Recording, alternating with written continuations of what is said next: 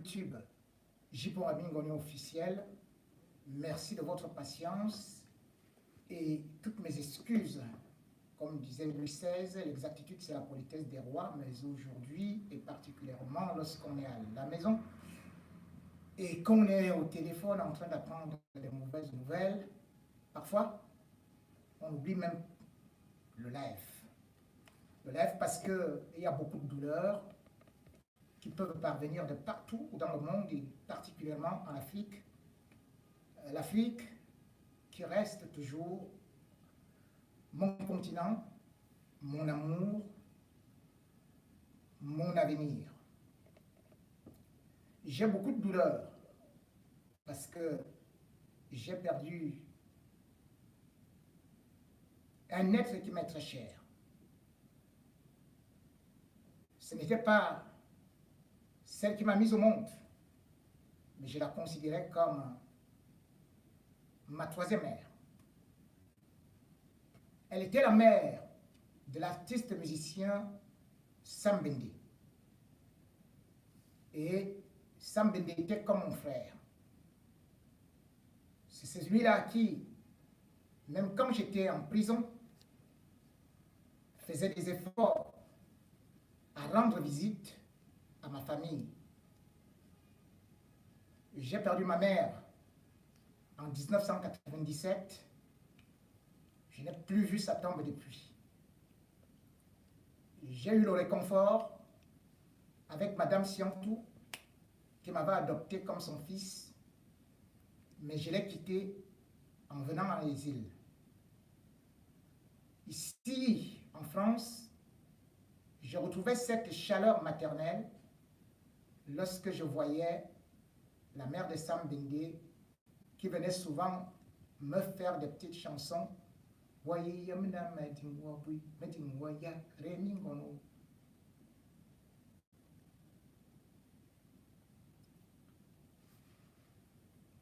Elle est décédée. Je n'ai pas pu entrer en contact avec mon frère, mon ami, mais j'ai appris cette nouvelle et je ne pourrai malheureusement pas assister à son enterrement. Ma mère, dis au revoir à ta sœur. Dis mon bonjour à ma mère, ma première mère, que tu vas retrouver là-bas, dans le royaume des cieux. Ma mère, fais un bon voyage. Sam Bende, mon frère, je ne t'ai pas vu depuis. J'ai des larmes aux yeux. Et je te dis, tiens bon avec ta chère épouse. En ces moments difficiles, j'ai dit aussi à tous ceux qui connaissent cette douleur de pouvoir la supporter.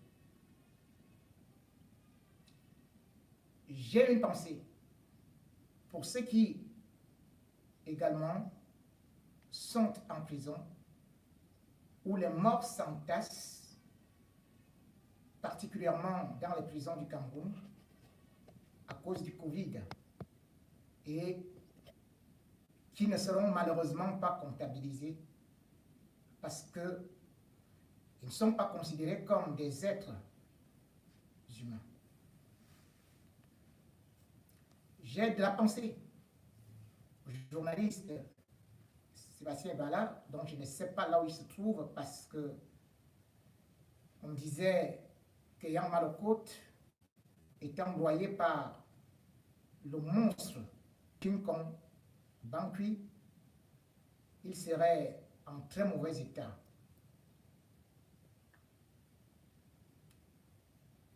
J'ai de la peine pour tous ceux qui, comme ses confrères, risqueraient malheureusement mourir de suite de ce coronavirus qui fait des malheurs actuellement en prison. j'aurais espéré que les autorités camerounaises puissent avoir au moins un peu de cœur pour pouvoir dégraisser des prisonniers. Que non, c'est une immense prison au Cameroun qui aujourd'hui est devenue certainement le pays d'Afrique subsaharienne ou alors le pays francophone avec le plus grand nombre de morts qu'on cache. Cette douleur, aujourd'hui où le peuple africain est en train de trembler par rapport au coronavirus, il y a un petit brin de bonheur qui arrive. Le petit brin de bonheur nous vient du côté de Madagascar, où on s'est dit au moins quelque chose est en train de se passer.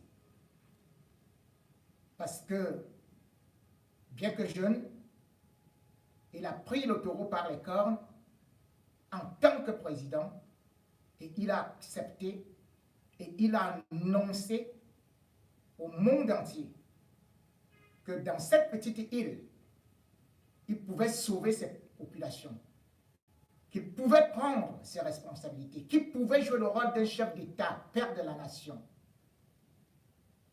Et il a annoncé qu'il pouvait, de ses laboratoires, enfin dire au monde la bonne nouvelle avec une plante d'Afrique, l'Artémisia annua.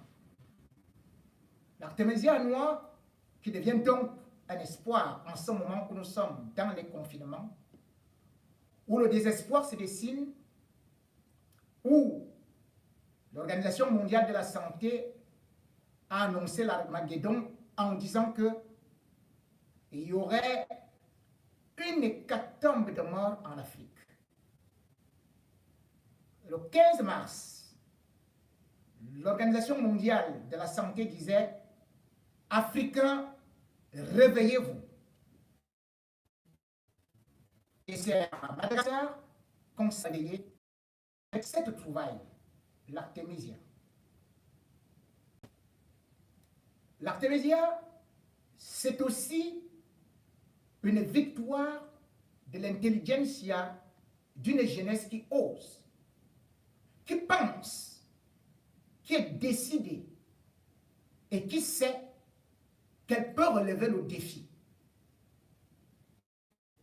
Qu'il ne faut pas toujours compter sur l'Occident, compter sur l'Asie, compter sur les autres, mais se prendre en main. Le jeune docteur Muyangi, il a étudié à Kinshasa, dans une université africaine. Après, il s'est dit, après avoir découvert qu'effectivement, l'Artémisia pouvait soigner non seulement le paludisme, mais aussi d'autres maladies parasitaires, a décidé de venir ici en France. Il est venu en France pour faire son master. Arrivé ici dans des laboratoires, il a fait des preuves et on a constaté que ses recherches et surtout la substance qu'il a ramenée d'Afrique, qui produit l'artémisinine, qu'elle était très puissante contre le Plasmodium falciparum, c'est-à-dire ce truc du paludisme, cet agent, ce virus du paludisme. On a étudié cela dans les laboratoires, mais à la grande surprise, alors que ces résultats étaient de 97% et qu'on devait annoncer la bonne nouvelle de l'Afrique, on lui a dit de s'en aller. Il a été renvoyé d'une université française parce qu'on lui a expliqué que ses recherches ou sa découverte étaient nuisibles pour l'établissement qui était financé par des grandes firmes pharmaceutiques. En clair, le remède qui venait d'Afrique avait un effet de 97% sur les résultats. Et pourtant, l'Organisation mondiale de la santé continue à interdire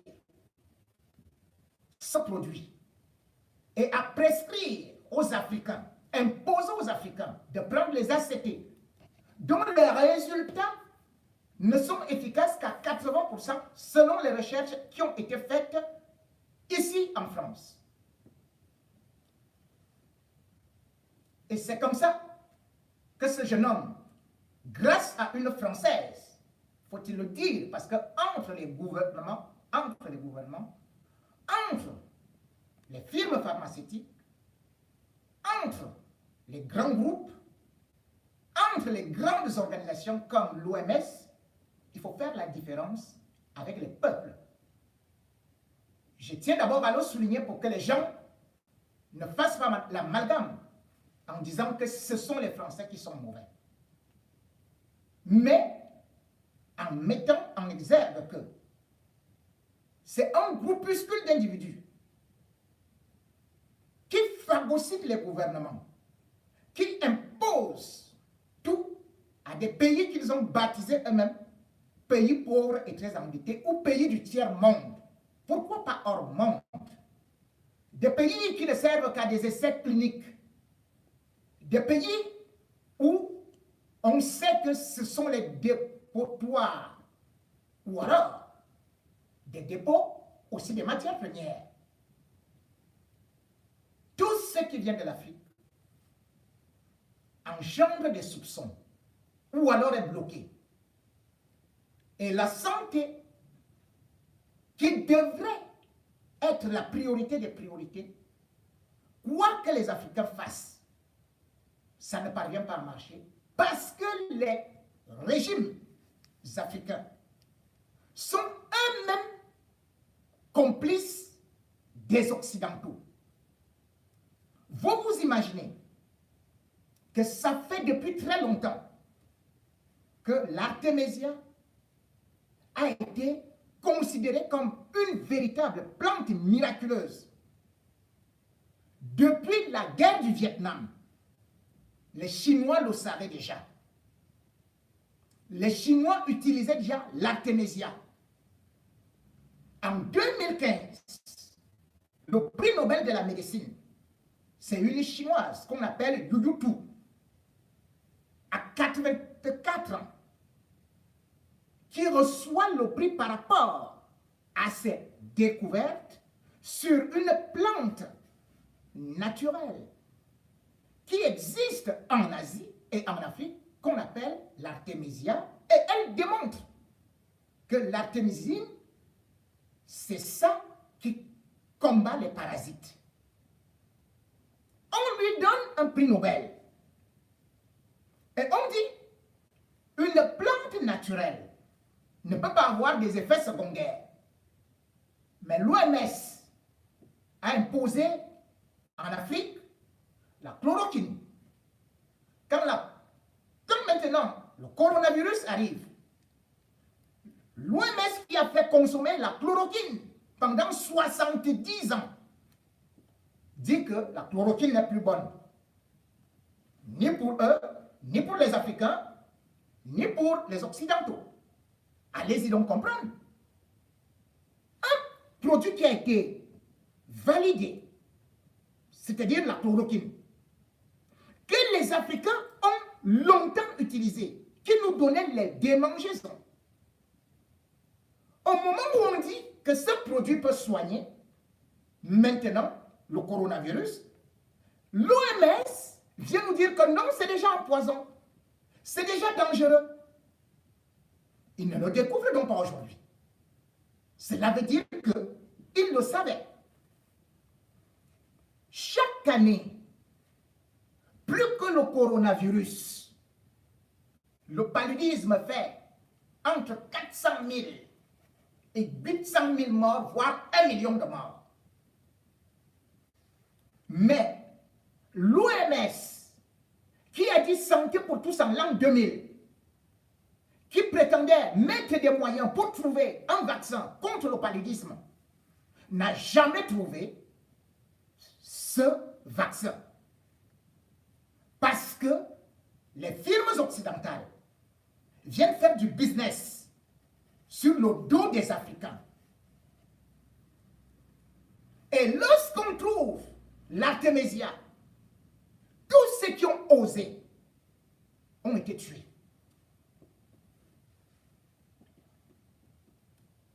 En 2018, un premier médecin congolais a été abattu. Alors qu'il faisait des recherches sur l'artémisia. Et lorsqu'on a découvert que les résultats étaient bons, bam! Un an plus tard, en 2019,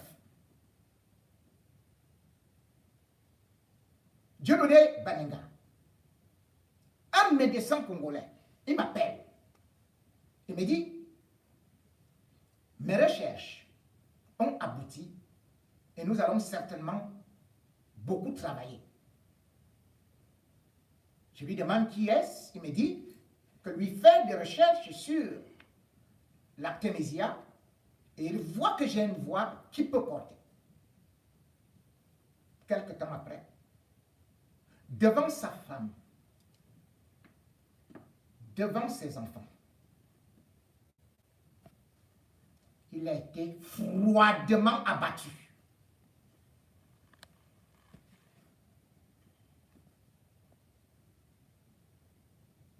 Voilà Jérôme Mouyambi, qui est venu ici.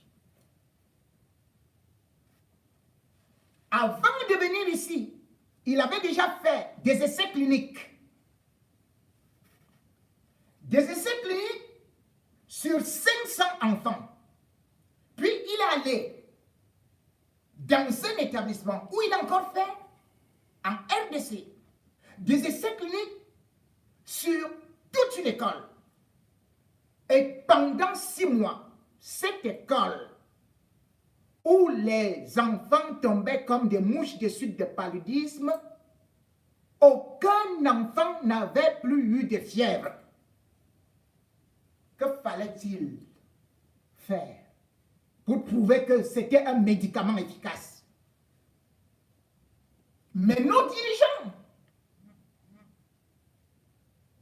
qui sont en fait des préfets ou des sous-préfets, des colons,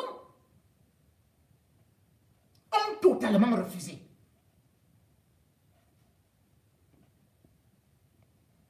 Regardez, depuis combien de temps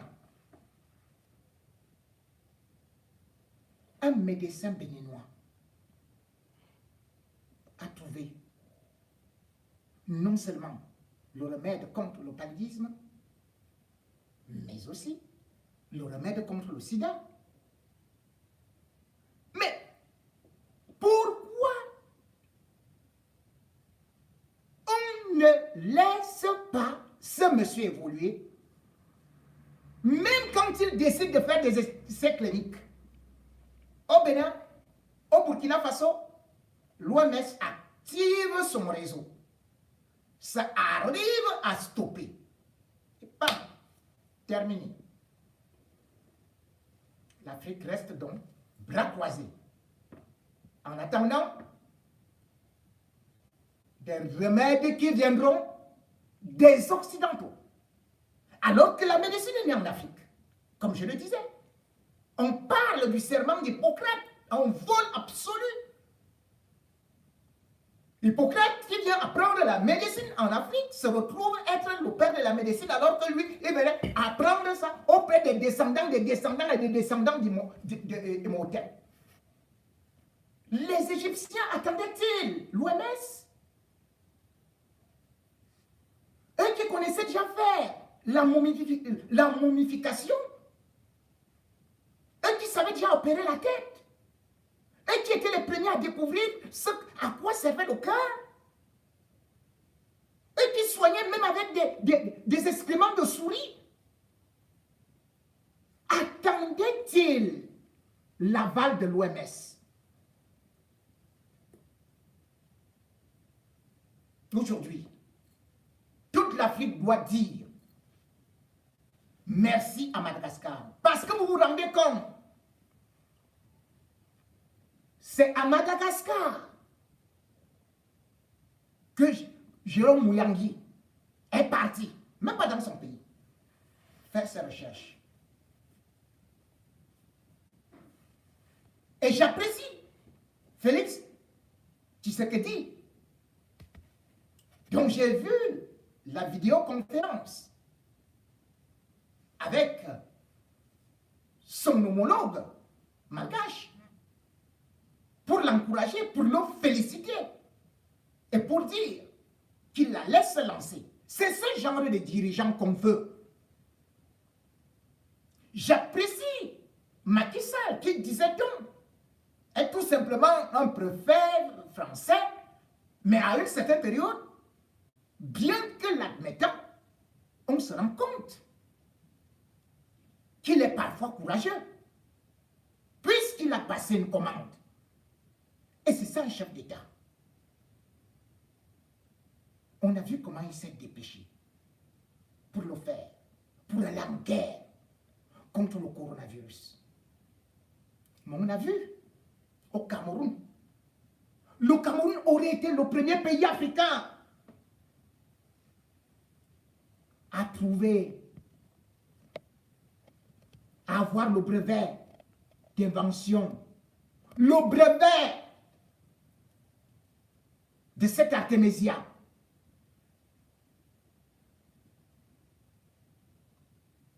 Puisque l'artémisia était déjà cultivée au Cameroun.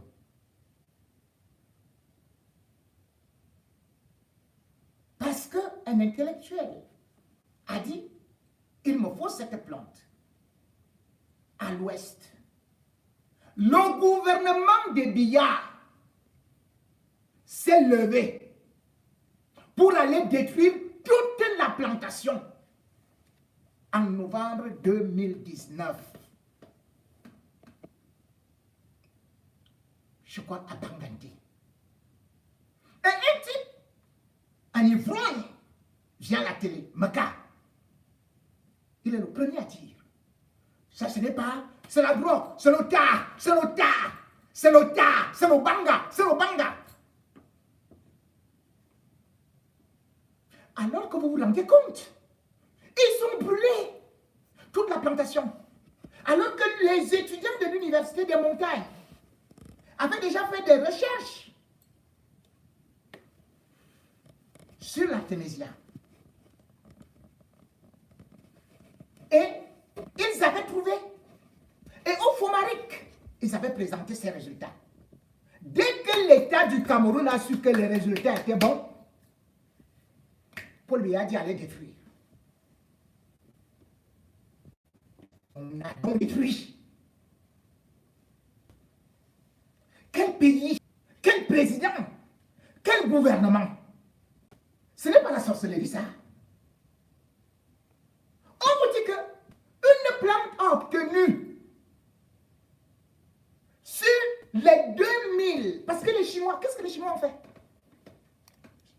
Les Chinois ont développé leur médecine traditionnelle.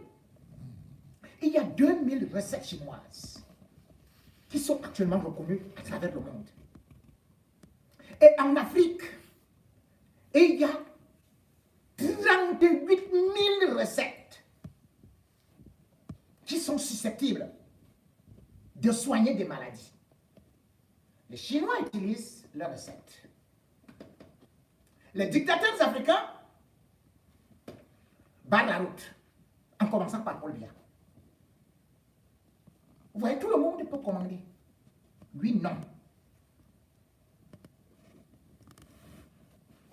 Comment vous pouvez concevoir que l'artémisia a fait ses preuves? Les recherches scientifiques le prouvent. Et qu'il n'y a pas d'effet secondaire. L'OMS dit que l'artémisia non seulement ne guérit pas, mais n'est même pas recommandé. Même en tant que thé. C'est-à-dire que c'est l'OMS qui doit maintenant nous dire ce que nous devons boire comme thé. Nos parents nous ont montré que voici ce que vous devez prendre. Voici comment est-ce qu'on peut faire des infusions. Nos grands-parents ont vécu 50, 100, 110 ans en utilisant les recettes traditionnelles. Les colons de l'OMS, ils viennent nous dire, vous ne pouvez pas l'utiliser. Je vais vous rappeler une chose. Les Chinois ont-ils écouté l'OMS? Jamais. Puisque lorsque Mao Zedong lance la grande révolution, qu'est-ce qu'il va faire? Il va créer des unités pour pouvoir produire ces médicaments. L'OMS est parti parler là-bas. La Chine vient d'être derrière les pays africains.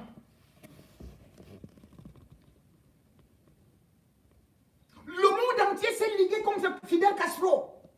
Les Occidentaux, ils ont dit, ok, on va te finir. Embargo. Le petit pays comme Cuba. Regardez ce qu'est Cuba. Depuis que le coronavirus a commencé, Cuba a envoyé 25 000 médecins issus de ces formations pour aller soigner les gens à travers le monde. Vous avez vu les médecins cubains noirs arriver en Italie. Et pourquoi c'est eux? Parce que lorsque le coronavirus déclenche en Chine, la Chine est perdue. La Chine va faire appel aux médecins cubains qui vont soigner les 1500 premiers cas avec un remède qu'on appelle l'interféron, quelque chose comme ça. Parce que eux, ils se sont spécialisés dans ce qu'on appelle la science de la molécule. Parce que quand Cuba lance sa révolution en 1959, le gouvernement s'est dit, nous allons investir dans les biotechnologies et surtout dans la recherche scientifique. Et c'est ce que vous allez constater qu'en 1960, Cuba va nationaliser toutes les entreprises pharmaceutiques nationales ou internationales. Voilà la première des choses. Puis ils vont créer 31 sites. 31 sites de recherche où ils vont former les leurs. Et sur ces 31 sites, ils vont créer une agence pour bien réguler, c'est-à-dire que Bio-Cuba Pharma, qui d'ailleurs ne va naître que vers les années 1982, quand Paul Biya arrive au pouvoir. Aujourd'hui, Cuba exporte ses médicaments aux États-Unis, en France, oui, commission parlementaire, les parlementaires français ont demandé à Macron qu'il doit donner des explications et lui ont demandé qu'il fallait qu'il prenne les médicaments à Cuba. Cuba, un petit pays de 8 millions d'habitants. Un petit pays qui était un petit pays sous embargo, c'est-à-dire on te forme tout, qui n'a pas les matières premières comme l'Afrique. Regardez ce que Cuba est devenu. C'est ce qu'on appelle les dirigeants. Si on avait des dirigeants, l'Afrique dépasserait la France, dépasserait l'Angleterre, l'Allemagne et tout réuni. Mais on n'a pas de dirigeants. Quand les médecins cubains, les chercheurs cubains descendent de l'avion, ils chantent avec leur drapeau, leur fierté. Ils sont indépendants. Parce que ce sont des gens qui ont dit, nous ne voulons pas la colonisation. Et regardez nos dirigeants. Paul Biya, je suis le meilleur élève de la France. Le meilleur Et il attend l'aide de la France. L'aide de la France. La France, qui a dépassé plus de 20 000 morts. La France qui, elle demande l'aide à la Chine. Qui demande l'aide à Cuba. Paul Biya lui demande l'aide à cette France qui elle-même a d'abord dit on ne produit plus les médicaments pour aller en Afrique. Et ils viennent avec le gel hydroalcoolique. Ils donnent au Premier ministre, lavez-vous les mains. Il se lave les mains seuls, il mange. Il finit de manger, il se lave les mains. Il dit à tous les membres du gouvernement, mettons-nous, on mange. Après, il recommence à se laver les mains. Il recommence, il mange. L'autre dit, maintenant, on vient vous donner 40 000 tonnes de sacs de riz. Le Premier ministre et son gouvernement viennent s'asseoir. Ils disent que lavons-nous les mains avec le gel français. Il lave. Il mange. L'autre revient avec ceci. Ils viennent s'asseoir. Lavez-vous les mains. On mange. 1 milliard que Paul Biya a prétendu vouloir débourser. C'est où? Qu'est-ce que les populations ont? Maurice Kamto se lève pour dire qu'il faut aider ce peuple. Le pays le plus contaminé d'Afrique. Le Cameroun ose déclarer 43 cas de décès.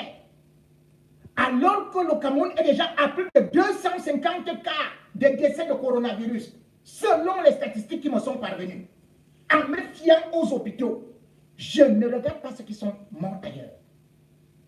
Et pas tous les hôpitaux, les grands hôpitaux. Ils disent 43.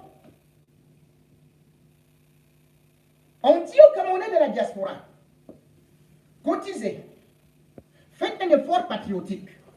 Parce que ce régime, pour montrer à ceux qui sont restés au pays que nous ne les aimons pas, ils vous disent, qu'est-ce que les Camerounais ont dit, qu'est-ce que les gens de la diaspora ont déjà fait? Oh, ils ne donnent rien.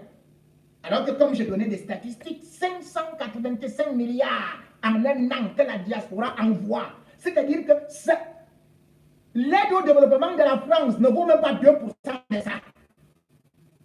Mais c'est la France qu'on applaudit. On dit que la diaspora, c'est l'ennemi. Et c'est qui? On attend Christophe Gourou. On bloque l'aide de Maurice Kamto. Parce que c'est ça qui va déstabiliser le Cameroun. Et qui bloque l'aide? C'est une entreprise française. Orange. Vous voyez donc, chers Camerounais, qui est votre ennemi? Paul Biya est votre ami? Qui est votre ami? Paul Biya? Ogo? Mais laissez-moi rire. Donc, à une certaine période, je devrais vous dire une chose. Si aujourd'hui Maurice Kamto est considéré comme terroriste, et c'est la France qui viendra nous sauver,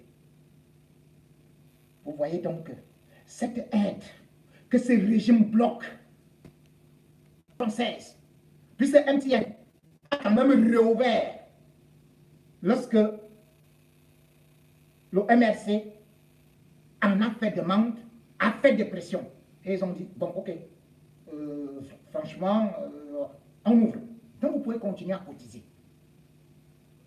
Continuez à cotiser. Mais plus chez Orange, mais chez MTN. Orange a montré sa complicité, comme on le disait, avec le régime. Orange, c'est les intérêts du régime français. Et c'est pour cela que j'apprécie, j'encourage l'initiative du professeur Nyamsi de signer la pétition pour envoyer à l'Élysée, parce que cette fois-ci, on doit dire non. J'encourage l'initiative du Conseil camerounais de la diaspora, de toutes les Amazones, de la base, de toutes les organisations qui disent non, signer cette pétition. Comment on peut laisser un peuple mourir Il n'y a pas de médicaments. Il n'y a pas de mesures d'accompagnement. Il n'y a pas d'hôpitaux. Et on bloque l'aide. Mais ça, c'est quoi? Non-assistance à personne en danger ou homicide volontaire. Voilà le jeu que Biya et la France sont en train de jouer au Cameroun. Parce qu'ils sont contents que Paul Biya a perdu le pouvoir, plus les gens meurent. Dans le Noun et dans d'autres régions, ils font des sacrifices humains pour qu'on puisse ressusciter Paul Biya. On coupe les têtes des bébés, on boit du sang. Le Cameroun est devenu terrible. C'est tout le monde. Si on peut avoir 3 000, 4 000, 5 000, 10 000 morts de coronavirus au Cameroun, ce serait une excellente chose, puisqu'on aurait offert le sacrifice au Dieu de Paul Biya, Lucifer.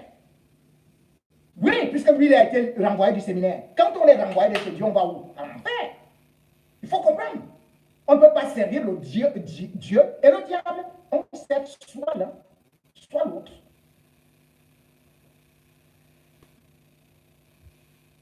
Qu'un ambassadeur français vient nous dire aujourd'hui qu'il nous aime et qu'on a toujours été amis. Mais mon Dieu, mais c'est insulter la mémoire des pères de la lutte de notre pays. Vous vous rendez compte qui a assassiné ceux qui ont demandé l'indépendance du Cameroun? N'est-ce pas la France? Le 13 septembre 1958, alors que le secrétaire général de l'UPC, l'Union des populations du Cameroun,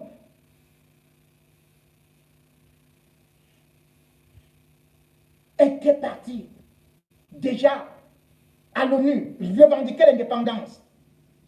Tout ce que la France a fait entre 1955 et 1965, voire 72, 70, c'était d'éliminer les nationalistes. Ceux qui voulaient l'indépendance.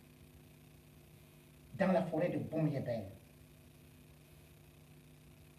on aurait été assassiné.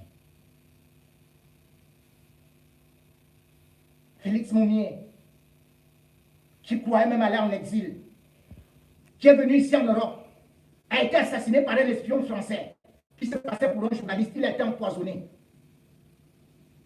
Ernest Ouandié, sa tête a été coupée en plein marché. Il a été fusillé, voulais-je dire, en plein marché de Bafoussam. Ça ne date pas du 15e siècle ou du 17e siècle. C'était hier.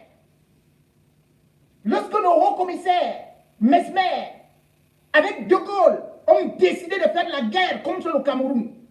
Un génocide.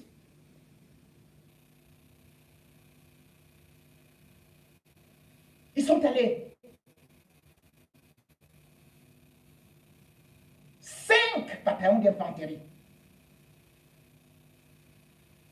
Plus un bataillon d'hélicoptères. Sans pourtant oublier qu'ils ont même pulvérisé le napalm aux populations civiles. On éventrait les femmes.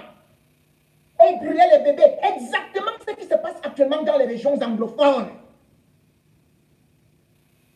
On coupait les têtes. On les chargeait dans des camions. Et on revenait les verser dans un carrefour qu'on a baptisé. La France a-t-elle demandé pardon au Cameroun? La France a-t-elle dédommagé le Cameroun? Lorsqu'on sait que dans les livres d'histoire qu'ici, on enseigne que la guerre d'Algérie ou d'Indochine, Sarkozy a régné ce génocide. On a tué des Bamilékés en masse, des Bassa et même des Bétis. Parce qu'à cette époque, il n'y avait pas de tribalisme. N'est-ce pas cette France et ces colons qui sont venus installer ce tribalisme que Paul Biya est en train d'exploiter? Pour qu'on se déteste? Pour qu'on se fasse la guerre? Et on nous dit que c'est eux qui viennent nous sauver du coronavirus?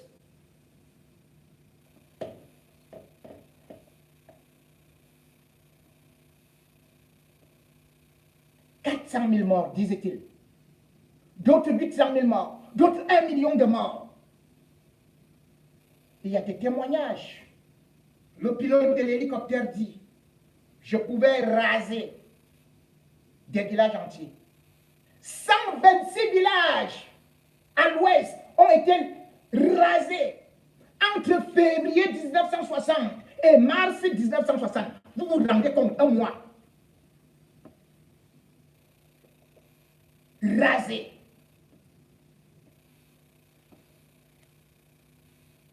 On peut faire quelque chose en France. Ils allaient faire des commémorations tous les jours. Vous avez déjà vu Paul Biya parler de commémoration de ceux qui ont lutté pour notre indépendance? Vous avez vu la France reconnaître ça?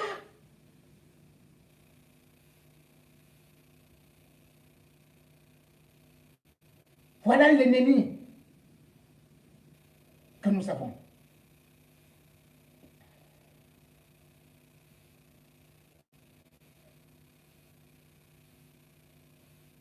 Le coronavirus est un bon prétexte pour nous faire une autre guerre. Ils sont enfermés, les Camerounais, dans des enclos. En même temps, ils laissent proliférer le coronavirus dans les marchés. Le Cameroun est le premier pays africain à vous dire que l'école reprend le 1er juin. Mais les mêmes dirigeants vous disent qu'ils ne peuvent pas avoir le défilé du 20 mai. Ils ne peuvent pas avoir la fête du 1er mai. Donc, entre le 20 mai, comme certains me laissaient me suggérer, entre le 20 mai et le 1er juin, le gouvernement camerounais et la France auraient déjà décrété la fin du coronavirus.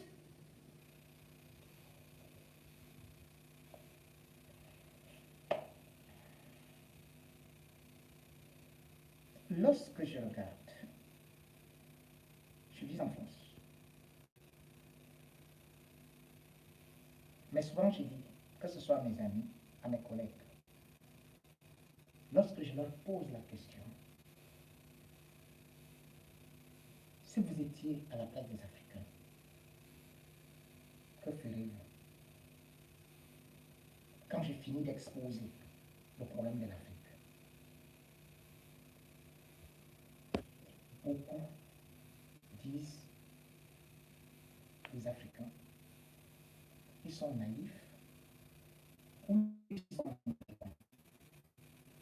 Parce que eux, comme ils ont fait la révolution, aller chercher même si c'est un roi. Regardez comment vous êtes. Nous qui parlons, c'est nous qui devenons vos ennemis. Nous qui cherchons à vous dire la vérité. Nous devenons des traîtres. Nous qui cherchons à vous dire que voilà comment un peuple se libère. Vous dites que nous sommes des antipatriotes. Les autres qui vous imposent la soumission, qui vous imposent la pauvreté, qui vous imposent la mort, c'est eux qui sont des patriotes. Et vous ne leur posez pas souvent la question, lorsqu'ils sont ici, quelqu'un ici, en France, en Europe, il fait un Facebook. Il dit, Jipo de Mingono, tu vas détruire notre pays. Jipo de Mingono, tu es Satan. Jipo de Mingono, regarde comment tu es. Jipo de Mingono, tu es sorcier. Jipo de Mingono, tu fais la guerre chez nous. Le Cameroun est beau. Il finit de vous parler comme ça. Mais dites-lui de rentrer, non? Pourquoi lui il parle ici, il ne vient pas parler là-bas? Quand quelqu'un beau va parler là-bas, ne nous dérange plus ici. On ne vient pas être patriote dans un autre pays où tu n'es pas en exil.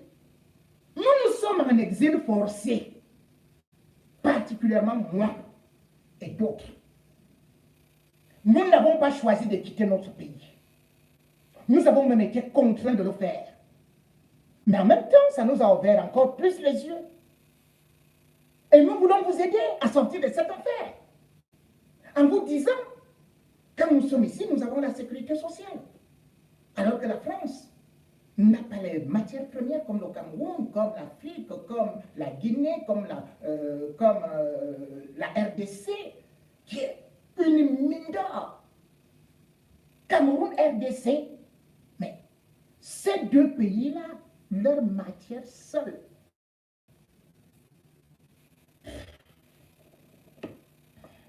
Comment vous pouvez concevoir que la Corée du Sud soit supérieure au Cameroun, à tous les pays africains? Comment vous pouvez concevoir que le dernier pays d'Europe, la Bulgarie, dépasse tous les pays d'Afrique centrale? Je dis bien le dernier. Comment vous pouvez concevoir que le Luxembourg, qui n'a rien, aucune matière première, qui vaut presque mon département, dépasse tous les pays francophones? Comment vous pouvez concevoir que la Suisse, qui est comme une région, qui est comme le Gabon, dépasse tous les pays africains? Que tous les présidents africains prennent leur argent pour aller garder en Suisse. Et c'est cet argent-là qui rend encore la Suisse riche.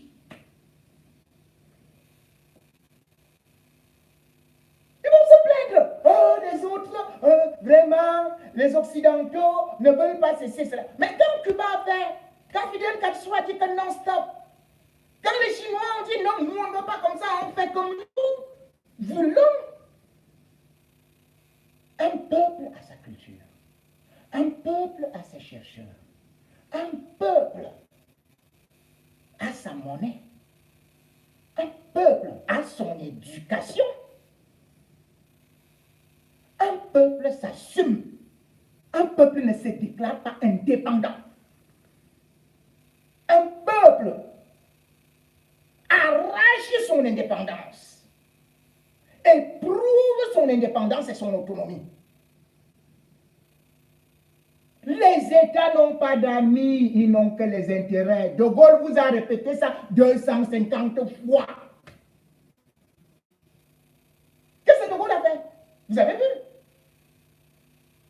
Le 1er janvier 1960, il est venu. Il a dit à Fokar va installer le président Mamadou Ahidjo.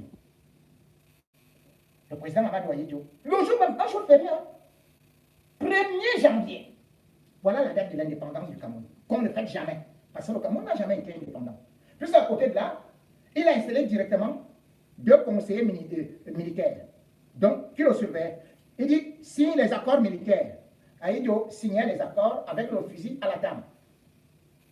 Que c'est la France qui doit tout faire, tout contrôler.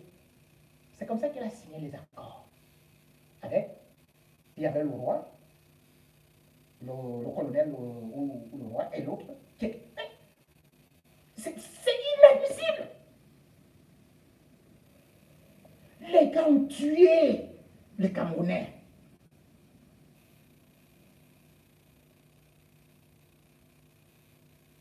Le peuple camerounais. Aujourd'hui, c'est Christophe Guihou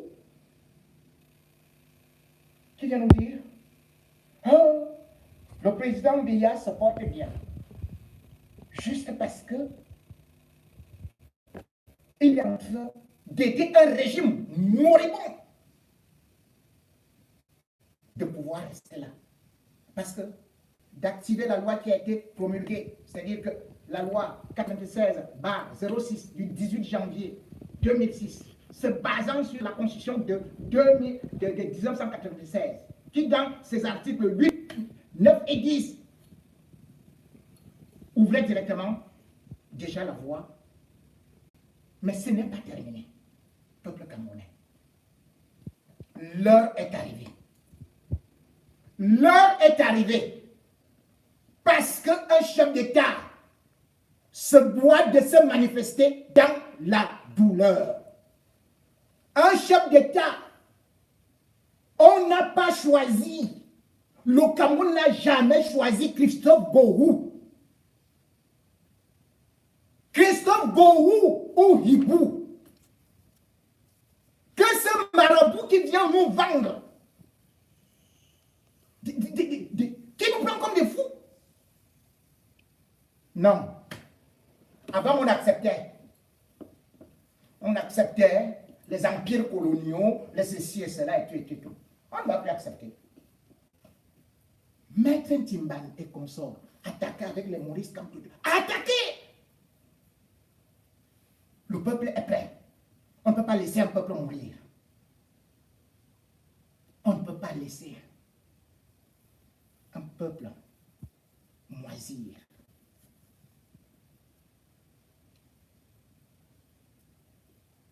Moi, j'ai juré sur l'autel de Dieu de dire la vérité.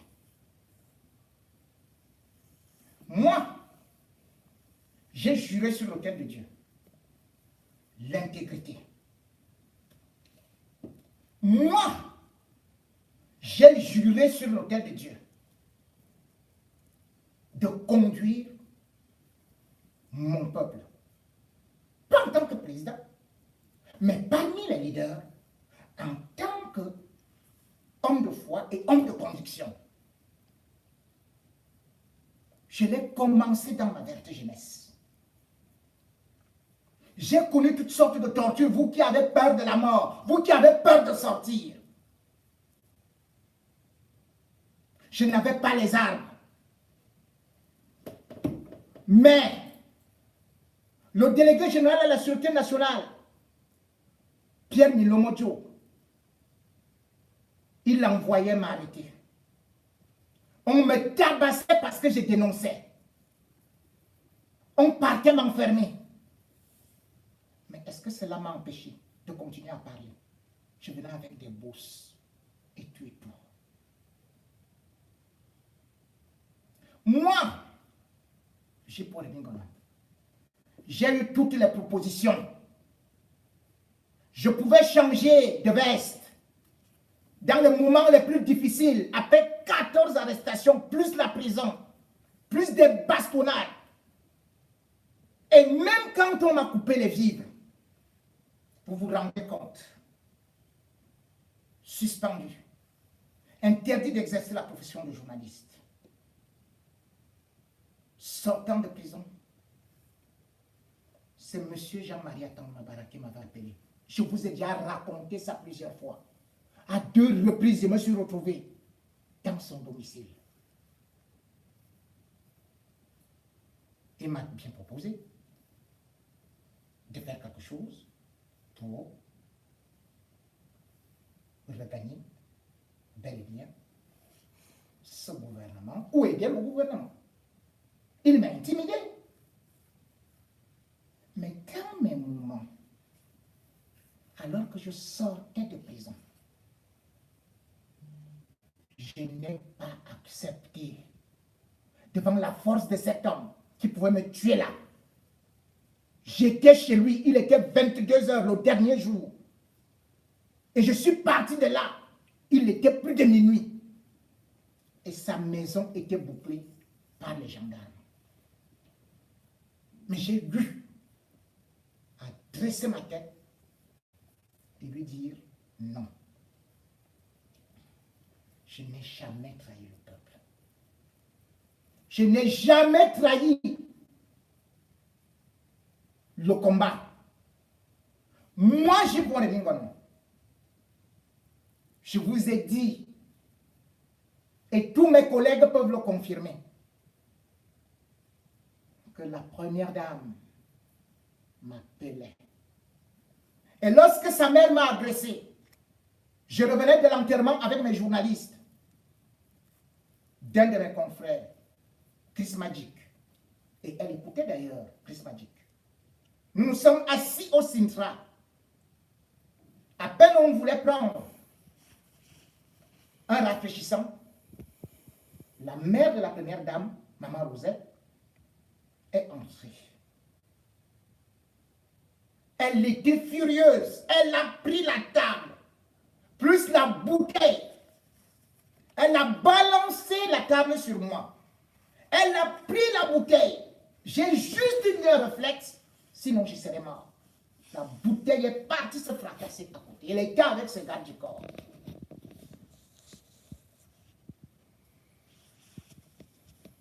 Les autres m'ont arrêté pour me gifler. pour m'humilier à cet endroit. Je suis rentré chez moi. Chantal Biya m'a appelé. Elle m'a dit, mon frère, ce qui t'est arrivé, vraiment, je te présente mes excuses par rapport à ma mère. Et j'ai beaucoup apprécié. Rien que ce geste a fait que je garde d'elle ce côté. Et je vous fais comprendre qu'elle envoyait de ses frères parfois me voir. Mais qu'est-ce que j'ai dit? Et il était commissaire, mais toujours en civil.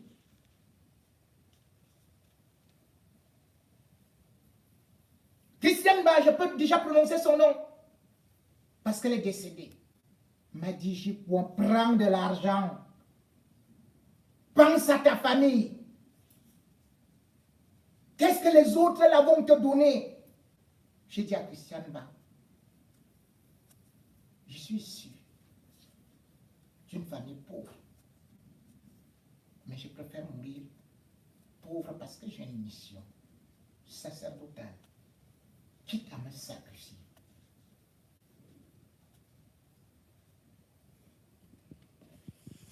Je n'ai jamais accepté. Je vous ai dit que Famandongo m'a fait venir au ministère de la Communication. Que le professeur Zogo et consorts que vous voyez là m'ont vu. Je regardais l'argent, je regardais là où je dois signer. Je n'ai jamais pris.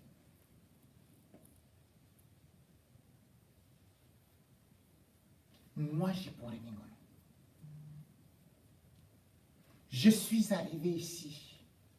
Avant cela, j'ai souffert au Cameroun. On m'a tout coupé. J'ai créé un journal lorsqu'on m'a dit je ne peux plus faire la radio. Ce journal, c'était Koufran. Famandongo a demandé qu'on le saisisse. J'ai créé un deuxième journal, Starmaniac. Le ministre de l'administration territoriale a demandé qu'on aille chercher tous les exemplaires et qu'on brûle. Que ce n'est pas autorisé, alors que la loi ne demandait plus les autorisations. Et j'avais d'ailleurs envoyé, comme l'exigeait la loi, juste cette déclaration qu'il fallait faire. J'ai sorti des cassettes intitulées « Les coups francs de la langue pendue ». Le gouvernement camerounais a commencé à les saisir. Et c'était le dernier argent qui me restait. J'étais mort. Je n'avais plus un centime. Ils m'ont coupé l'eau. Ils m'ont coupé l'électricité. Je n'avais plus rien. Mes enfants étaient menacés d'être expulsés parce qu'aucun de mes enfants n'a jamais fait un lycée au Cameroun. Mais c'était des établissements privés que je devais payer. Au moment où j'étais totalement fini et qui savaient qu'ils me tiennent, ils m'ont invité. Je suis allé au ministère des Travaux publics. On m'a dit, on te donne des marchés. Tu te tais et on te finance. En pleine nuit, je n'ai pas signé. Je n'ai pas pris.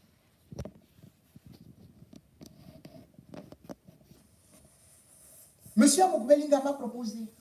Je vous ai toujours dit, je ne peux jamais. D'ailleurs, je ne le déteste même pas. Je suis en désaccord avec lui par rapport à sa ligne éditoriale. Il a voulu me recruter. Il m'a proposé un très bon salaire. Il a voulu doubler, tripler, tout machin et tout. Pour que je quitte Siantou. D'autres m'ont proposé, le gouvernement, de porter plainte à Siantou pour le casser. J'ai dit, c'est mon père. Parce que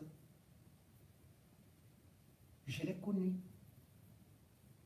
au moment où moi j'étais déjà au poste national et il a vu mes talents. Contrairement à ce qu'on vous dit.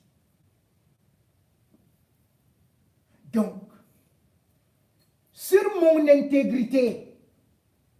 Au Cameroun, dans mes pires difficultés, je ne prenais pas un centime. 3 personnes étaient venues me voir et à qui j'ai dit merci. J'ai dit merci à Longuet Longuet. Quel que soit ce qu'on dit sur lui, c'est quelqu'un qui a un cœur. J'étais chez moi. Un jour, Longuet Longuet est venu. Il m'a dit, j'ai quoi?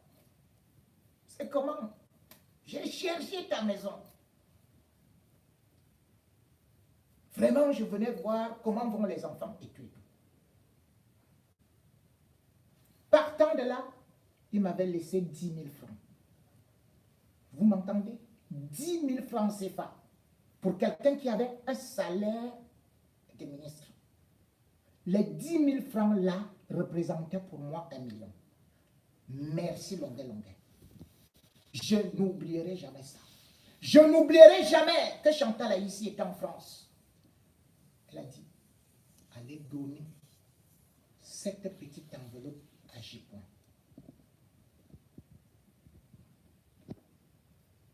Chantal Aïssi, on peut dire tout ce qu'on veut.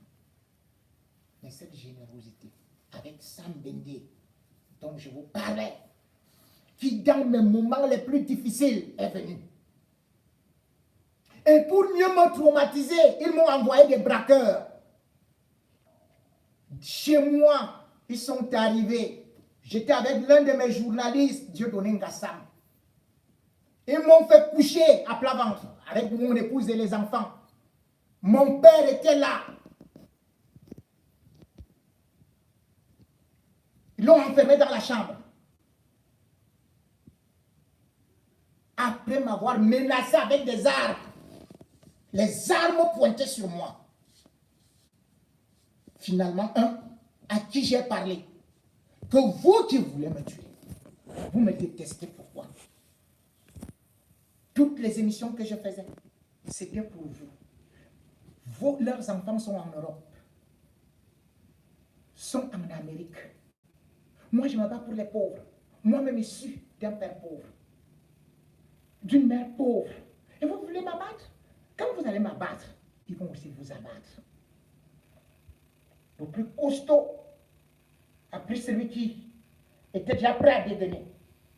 Il lui a dit, on laisse. On est parti avec moi dans la chambre. On m'a enfermé en me disant de ne pas parler. Et surtout, de ne pas évoquer le cas que j'ai été agressé. Sinon, il devrait revenir.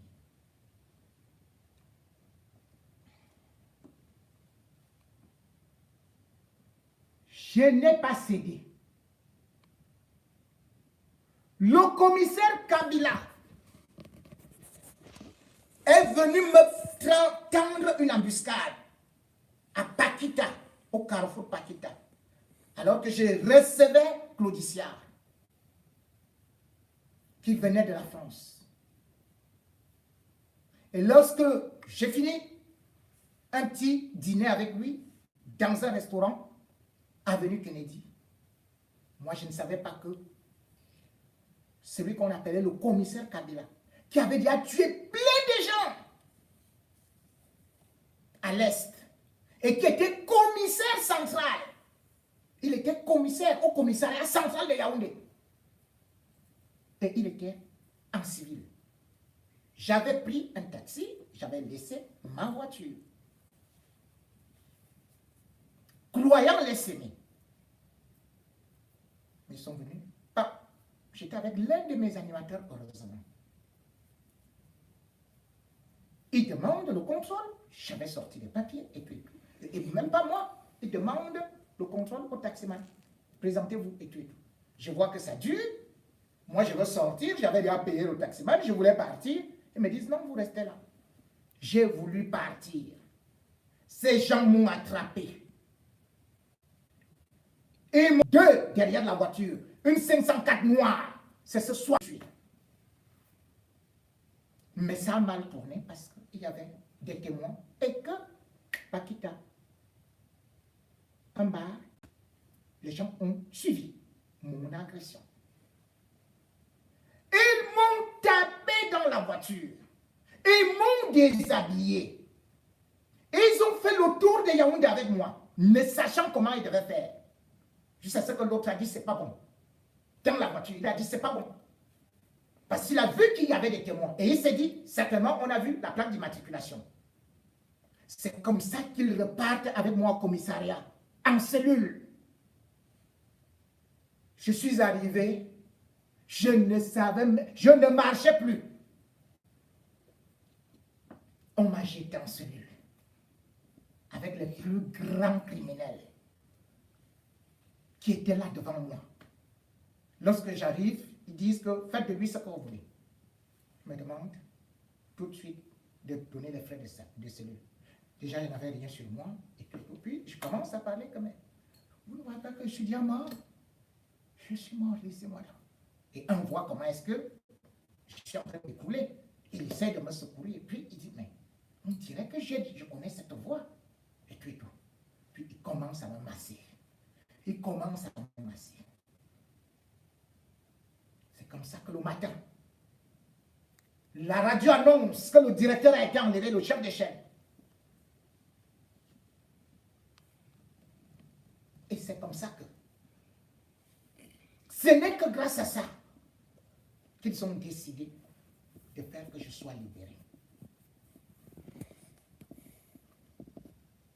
En Colmessin, ils m'ont pris à l'Omnisport pour aller avec moi à la gendarmerie de Colmessin. Ils m'ont déshabillé. Je n'ai pas cédé. Ils m'ont tabassé.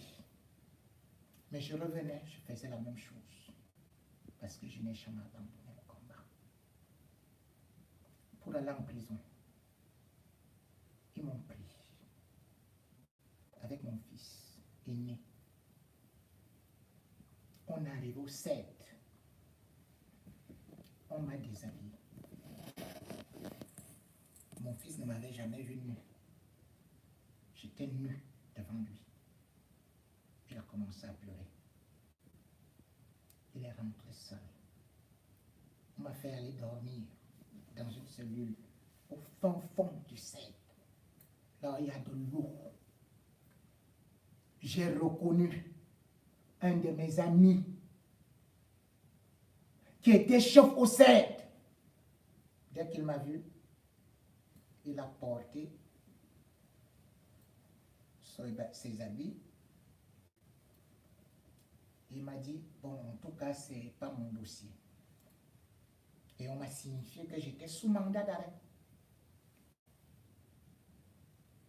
C'est comme ça que je suis allé en prison.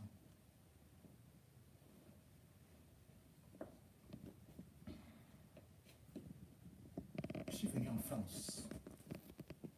Après avoir eu à me réfugier au commissariat de la Grande-Bretagne. Après avoir eu à aller squatter chez Maître Akerimuna, qui, lorsqu'il a vu qu'on allait véritablement me tuer, a dit, petit frère, c'est lui qui venait me voir en prison. Et c'est pour ça que d'ailleurs, vous avez toujours vu que je manifeste mon amitié envers ce grand homme qui a un élan de cœur et surtout qui a une probité morale, qui lutte contre la corruption. Et même à la campagne présidentielle, j'étais à fond derrière lui, jusqu'à ce qu'il vienne me dire, je désiste au profit de Maurice Kamto. Moi, dans ma fidélité, et voyant les idées de Maurice Kamto, j'en suis devenu fidèle.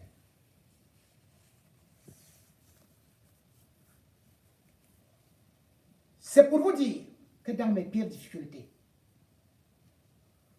un lépreux peut m'aider, un artiste peut m'aider, un frère peut m'aider, un sympathisant peut m'aider. Mais je n'accepterai jamais que le gouvernement camerounais m'aide. Je n'accepterai jamais me compromettre. Vous avez vu? Quelqu'un a sorti des voice. Il vous dit, oh, Jipo voulait négocier avec moi. Il m'a demandé d'aller négocier avec ma chef. Non seulement c'est un montage, mais je vais vous dire, je suis un journaliste. Et je vous ai dit, en tant que journaliste, j'ai des contacts avec les membres du gouvernement, j'ai des contacts avec l'opposition. Vous le savez, un journaliste, c'est un carnet d'adresse. Et au Cameroun, ils arrêtent Ahmed Abba en disant que non. On a vu qu'il a fait un reportage sur Boko Haram. Donc il y a Boko Haram. Mais les journalistes de CNN faisaient des reportages sur Ben Laden. Le rencontrait même, l'interviewait. Un journaliste doit faire le recoupage de l'information. Et en même temps, un journaliste sait aussi jouer à ce qu'on appelle une fiction. C'est-à-dire, vous vous fondez dans la foule. Vous devenez le personnage de celui que vous voulez parfois piéger ou que vous voulez interviewer. C'est pour cela que vous voyez par exemple des reportages avec enquête spéciale ou en caméra cachée, où le journaliste peut se faire passer pour un dealer. On vous a dit que moi, je prends le minimum. Je négocie avec la présidence, avec le directeur du cabinet civil. Mesdames et messieurs, le directeur du cabinet civil s'appelle M. Mbondayo. M. Mbondayo m'a appelé. Moi, je prends le micro. En me disant, petit frère, tu es un Camerounais, n'est-ce pas? Je lui ai dit oui. Il dit, je veux que tu viennes à la fête nationale. Je lui ai dit, je ne peux pas venir là-bas. Parce que je n'entre pas à l'ambassade et je ne peux pas te rencontrer aussi dans ton domicile, ni nulle part où ceci, pour qu'on puisse discuter. Puis il m'a dit, petit frère, c'est la fête nationale et ça apporte Dauphine. On invite tous les Camerounais, les Dieudonné et tout et tout. Moi, je suis un diplomate. Que ce soit les opposants, que ce soit les journalistes ou les activistes, je voudrais qu'on reconstruise le Cameroun. Je lui ai dit, si tel est le cas, que vous voulez un véritable dialogue avec les forces vives, si c'est la fête nationale et que tous les Camerounais sont là, je serai là. Je suis allé à la fête, à Porte Dauphine. J'ai salué tous les Camerounais qui étaient là. Basta. Et je peux vous dire, avant de continuer, que M. Mbondayo m'appelait, mais jamais, il m'appelait en privé. Je lui ai demandé une faveur. Mais je pouvais avoir tout ce que je voulais.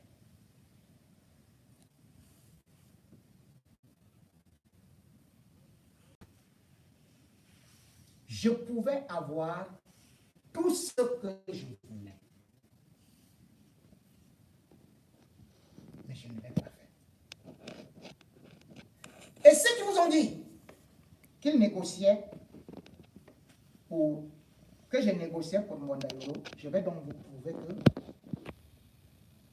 non seulement ils font des faits, mais je voulais piéger des gens qui sont à double tour.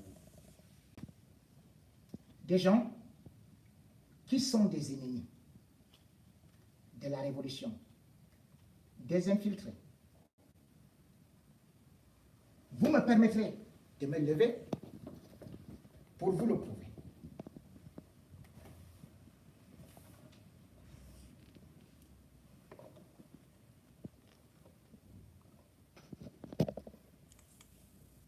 Je vous prie de patienter.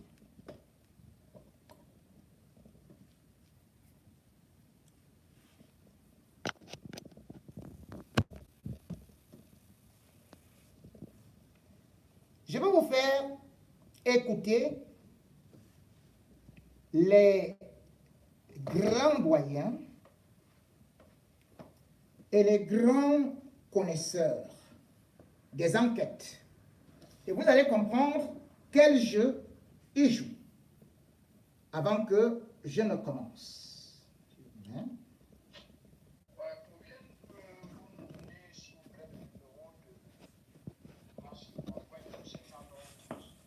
Et après cela,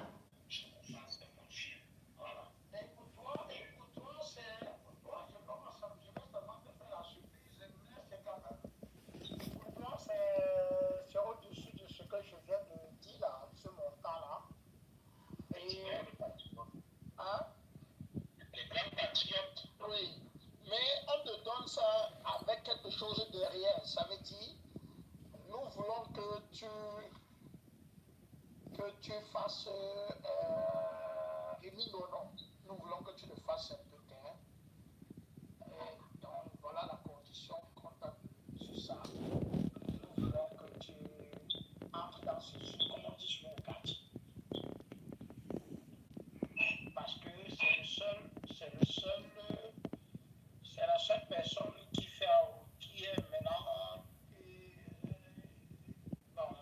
Franklin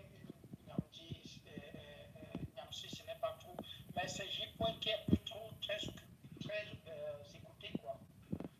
Donc on voulait sortir un truc par exemple pour le disqualifier pour qu'il ne soit plus trop entendu ou bien trop connu. Parce que nous avons même vu aussi j'avais vu aussi ton direct où tu parlais de lui que c'était quoi là pour la chaîne, c'est la chaîne avec Amont. Non, je te suis combattant, mais tu es mon frère, je sais. Ce que tu vas faire, c'est que Amont ne le lâche pas. Ne le lâche pas parce que même sa femme a coupé avec Choulalas.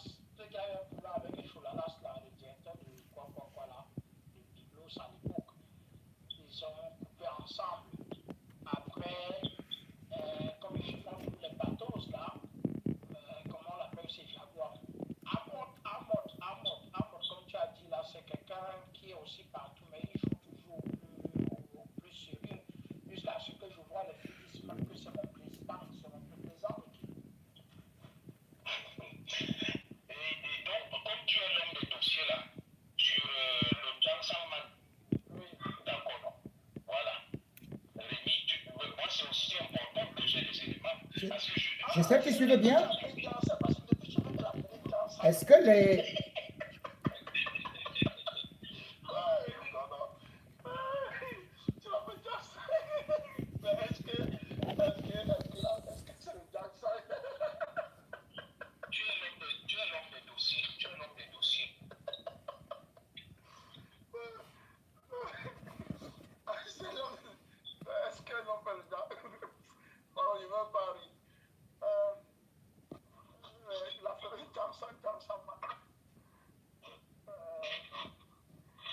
Non, lui, c'est quelqu'un qu'il faut, si on parvient à le toucher, ce qu'on a touché tous ces histoires-là sur le net, parce que ce n'est que lui actuellement qui a la popularité.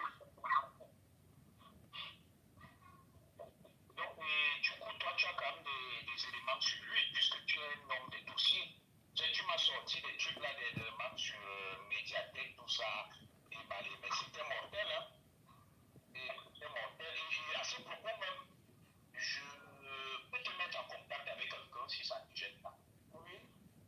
Qui est un colonel. Très important du système. Qui ça, quel colonel? C'est pour ça que je dis qu'on pose et que l'accord. Tu donnes l'accord, ton accord. Oui, je donne mon accord, pas de problème. On a besoin, comme tu m'avais dit que tu as des éléments. Oui. Et pour qu'on les ait, tu aimerais que ça soit avec un très haut dignitaire. Oui, si c'est ça, même si c'est maintenant, je donne, même si c'est demain, je donne. Je te lis dans le voice là. Si j'organise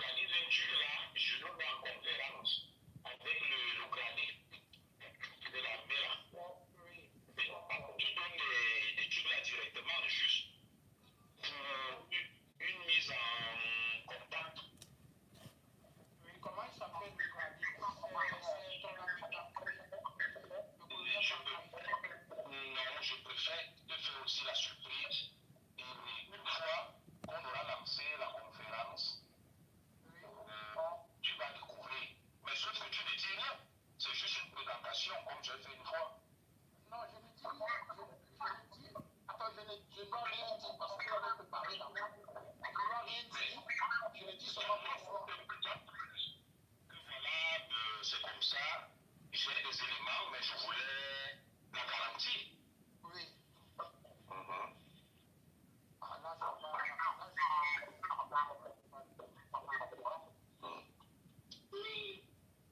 D'accord. Comme je finis là, je termine le course là parce que je suis sorti, j'ai beaucoup de petites choses à acheter moi. Problème, moi je te rappelle là parce que là je me suis un peu retiré. Tu sais, c'est un centre commercial et tout. Bon, comme j'ai vu ton nom, il y a quand même, tu sais, juste les entrées. Les gens rentrent dans le centre commercial, on s'allie et tout ça. C'est pas tout le monde qui rentre. Il faut entrer les gens par groupe, en fait.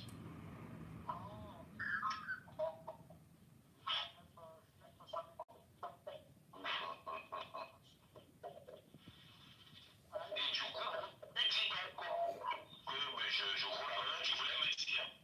non, il faut se donner. Donc, effectivement, je vais faire pour envoyer l'argent là-dedans. Et je suis en train de m'écouter là, c'est quoi? Allô? C'est comme s'il y a un récepteur à côté, je m'écoute deux fois là. En fait, j'ai mis la main libre. Tu sais, comme je suis sorti là, du centre de commun. Non, je ne suis pas à la maison. Je ne suis pas à la maison. Ça sonne comme si c'était le 4 000 là. Bref, je ne peux rien attacher. Donc, l'argent, comme je dis, comme ça, je couleur l'argent, il va seulement me dire comment je vais faire pour t'envoyer l'argent là, donc je t'envoie l'argent. Et dès que On a beaucoup posé. Tu es un homme de confiance. Même la dernière fois, on échangeait avec le truc pour le dossier là, mais tu ne m'as pas suivi. Tu es un frère. Tu es un frère, mais c'est les trucs qu'on cause, c'est privé. oui, même le frère Bazin, parce que qui était, bon, j'ai causé parce que c'est la confiance. Donc, Oui. même pour le dossier là, dont tu es censé m'aider, nous aider pour le dossier de 250 millions là. Tu comprends de quoi je veux dire? Donc, tu vas seulement, ce dossier-là, on va encore même revenir sur ça, mais je voulais d'abord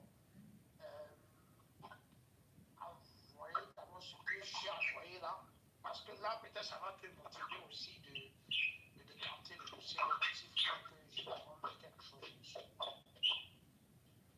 Donc, pour le dossier, bon, tu sais, moi, je ne maîtrise pas. Ce que je t'avais dit, c'est l'intermédiaire. Ça, c'est pas mon domaine. Moi, j'aime pas chose que je ne maîtrise pas, tu vois un peu. Voilà, mais quand il y a un truc que je ne maîtrise pas, je préfère passer par des gens. Non, ça a été bien ici qu'on est même. C'est pourquoi nous avons, moi, Tel que tu m'as expliqué, tu as tous les documents, tu n'as volé l'argent de personne au Cameroun, tu n'as fait de mal à personne, c'est un truc clair, avec des documents à l'appui. oui. En fait, le gars m'a relancé, il m'a demandé où son en était. Et du coup, bon, je lui ai dit que tu m'avais pas relancé. Parce que moi, je ne sais pas. Non, il a raison. Le problème, c'est que dès que je vais avoir comment faire pour t'envoyer l'argent là, dedans, il y a dedans, bref, tu peux pas demander à quelqu'un d'aller en guerre ou je ne sais pas qui aura un service parce que rien de, même appeler le Cameroun comme ça se fait, comme tu devais faire, parce qu'il faut contrôler, il faut appeler celui-ci, il faut appeler celui-là, lui-même il a appelé le Cameroun. Tout ça, ça coûte quelque chose, même si tu veux aider quelqu'un. C'est pourquoi je suis resté déjà autogradé, je suis resté tranquille. Et ce qu'on est en train de, bref, ce que je suis en train d'envoyer, parce que la grande partie de cet argent, c'est moi qui l'ai mis. Quand tu vas la voir, je vais donc demander de lancer ce dossier-là, tout en sachant que, ayant déjà l'argent si en main, tu seras obligé de lancer. Donc, bref, je n'ai pas voulu commencer aussi même par ça. En effet, c'est pour je peux dire que ce sont les affaires du bal, quoi.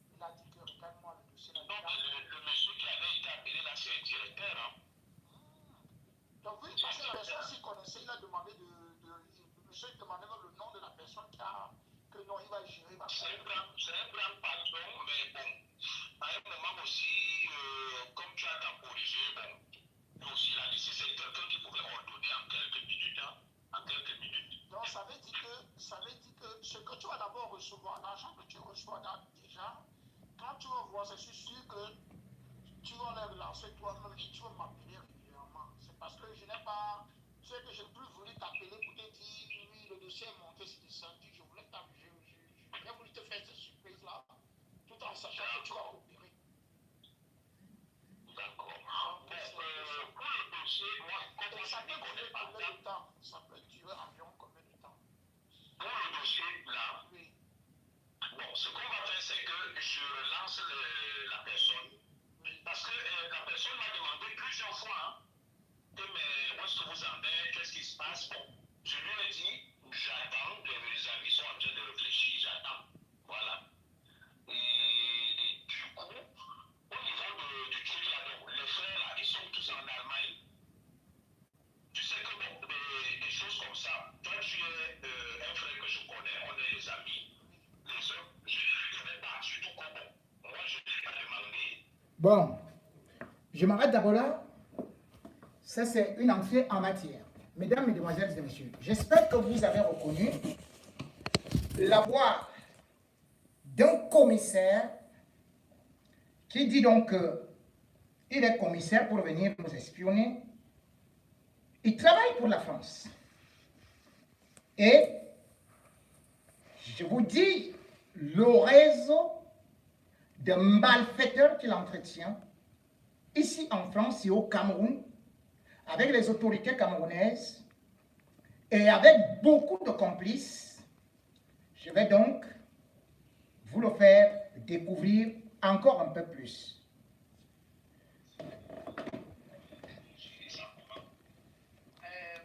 C'est à toi de nous dire quand est-ce que parce qu'on pouvait donc c'est à toi de nous dire commissaire, c'est à toi de nous dire. Ensuite tu nous dis, ich werde noch später, ja dann machst du das kaputt, ich schmeiß das in den Müll oder versuch das zu richten. Pardon, excusez, il faut m'excuser. Non, il n'y a pas de quoi. Donc, c'est qu'il y a le confinement avec les enfants. Danke, sowieso danke, merci. Donc c'est à vous de nous dire, mon commissaire, c'est à vous de nous dire comment nous allons faire. Parce que moi aussi, nous invitons aussi ici chez nous, donc en Allemagne. Et donc nous voulons aussi passer aussi, ça ne vous dérange pas, vous êtes même Pourquoi ça ne me dérange rien? On va organiser, on est des patriotes. On est des patriotes. parce qu'on voulait venir à l'école en France. Je voulais vous mettre. Pardon? Oui, je devais être là, je veux venir le 11, parce qu'effectivement c'est le 11 qu'ils arrêtent en Allemagne, donc ils ont dit voilà, avec le confinement, donc je voulais venir le 11. Donc, ça sera le début, en fait, donc, le début du déconfinement. Exactement. Donc, ça sera encore difficile, quoi. Non, il n'y a pas de problème. Bon, même peut-être après, peut-être jusqu'au 15, parce que vraiment j'ai envie je suis trop resté là, j'ai envie de bouger vraiment, je suis trop resté. Non, encore que moi, j'ai une autorisation de circuler. Hein. Moi, j'ai une autorisation spéciale, comme je suis dans un corps sensible au ministère de la Justice. Donc, moi, je circule comme je veux. Je circule comme je veux. Wow. J'ai un laissez-passer, en fait. Où, en France? Merde, c'est pas donné à C'est dans le cadre de mes missions, de mon travail. Voilà. Donc, on nous a fait des laissez-passer. Oui, mais ça veut donc dire que tu pouvais donc te retrouver à la place de Calibro ce jour-là aussi, également. Si vous avez des laissés-passer.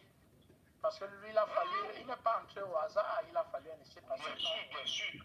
Oui, j'ai un laissez-passer, mais c'est plus, bon, comment je peux t'expliquer? Oui, j'ai un truc qui me permet de circuler dans le cadre de mes missions. Bon, maintenant, est-ce qu'en allant au salon de l'agriculture, ça fait partie de mes missions? Je ne sais pas. Bon, un laissez-passer, ça veut dire que tu peux donc transporter quelque chose, comme le truc diplomatique, on ne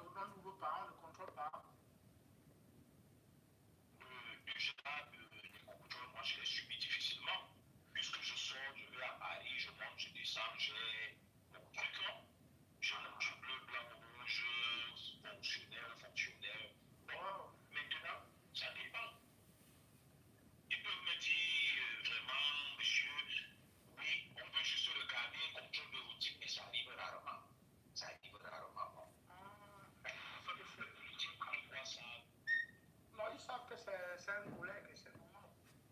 Voilà, c'est ça. Surtout que vous parlez en cours de là-bas, quand vous voyez. Non, ce que l'homme me dit comme ça, si vous me donnez, si j'ai l'adresse, peut-être je peux venir là, je prends même Comme l'hôtel. je suis dehors là, je suis sorti faire des petites courses. Donc, dès que je finis là, ce que je propose, c'est que je te rappelle. Donc, je suis sorti, tu sais, comme c'est le confinement, Oui. je préfère sortir et même pas exposer la famille. J'en profite pour faire beaucoup de courses aussi.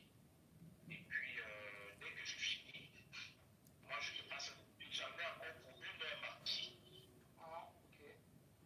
Bon, Voilà. Donc, je suis dans un centre commercial en fait. Mais et tu es dans quel quartier? Tu es à Paris Centre même, n'est-ce pas? Oui, je suis à côté, si tu connais Saint-Germain-en-Laye là, juste à côté. Saint-Germain-en-Laye. Non, Ouais. non, je ne connais pas. Je crois que c'est que quand je vais vouloir venir, tu vas seulement me donner l'adresse. Comme je suis en train de vouloir venir là, là comme ça, je commence à regarder combien il faut en carburant, parce que je vais venir là seul. Je peux prendre l'hôtel toujours même dans ton quartier là à côté. Donc je passe la journée là et puis le matin, la nuit, je suis dans mes campagnes. Ah ouais. On va organiser. Ça, c'est pas un problème. Donc à tout moment, tu vas seulement, dès que tu perçois l'argent, tu vas seulement nous signer un truc. Et pour les compatriotes, on a besoin surtout de l'avocat de Bikele, non, pas de Billy, pardon, je parlais de Bikele parce que j'ai un ami Bikele. Du coup, les frais, on doit rassembler combien pour Billy, l'avocat là et tout? C'est à peu près combien? En effet, pour Billy, nous avons d'abord donné, il y a 3000 qui est là. Donc, c'est 2881 francs. Non, 81 francs, donc 1 euro quoi. Il y a du 35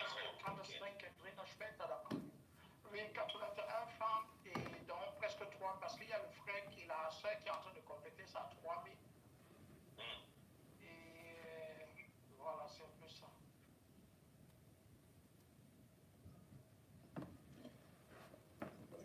Je m'arrête d'abord. Vous voyez, quand on fait certaines choses, il faut savoir que on peut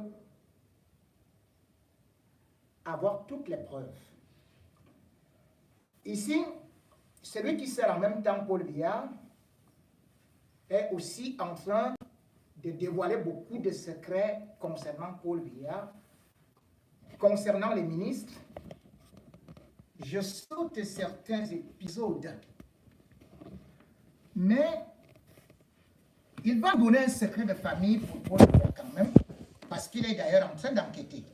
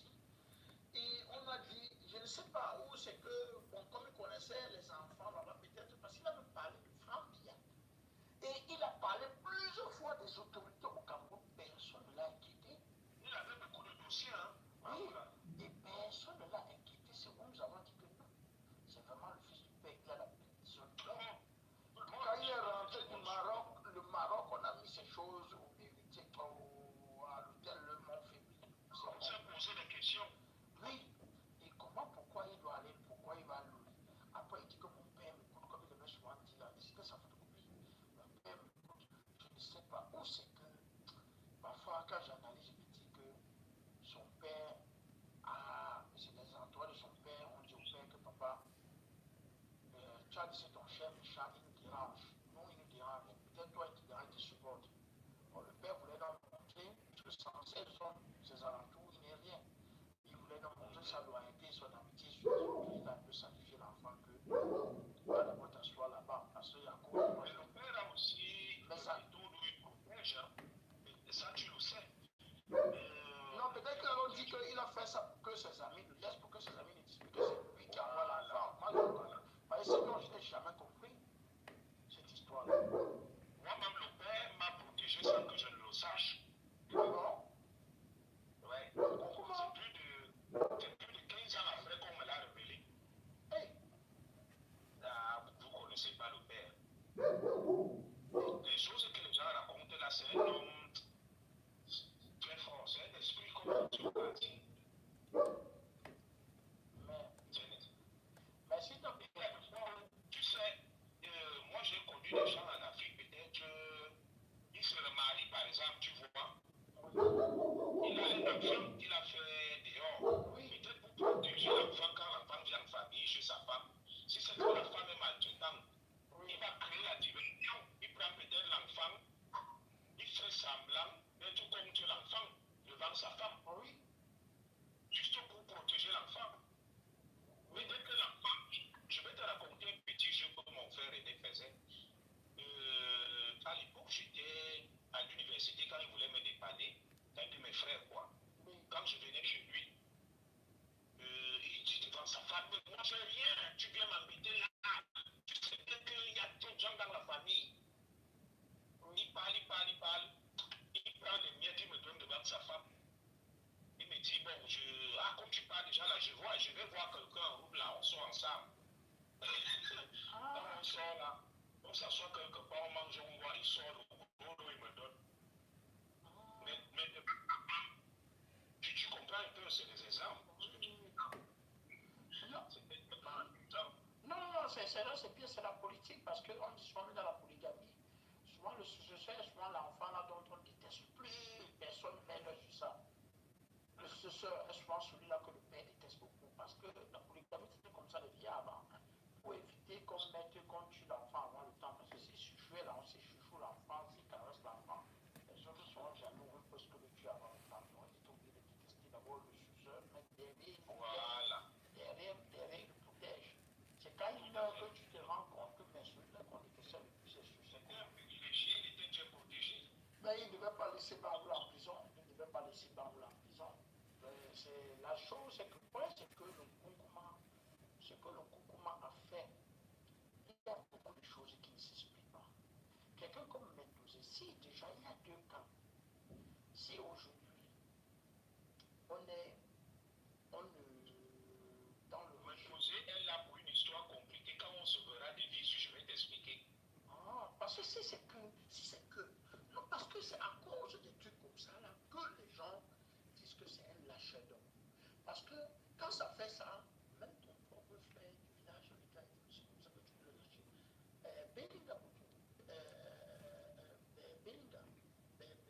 Belinga, qui était son oncle, qui était là avant Ngongo, l'homme de l'État, le premier après Popol. Je confirme. Voilà. Belinga est le seul qui, quand il est allé aux Nations Unies, son bureau est resté vide au palais. Et son a occupé. Il est revenu, il a occupé. Voilà. Il est parti. Quand il est mort, le président n'a pas mis. Il y a les gens toujours, ton frère du village fait quelque chose. Même s'il a voulu, tu le prends, tu le mets en prison, tu occupes, tu le demandes.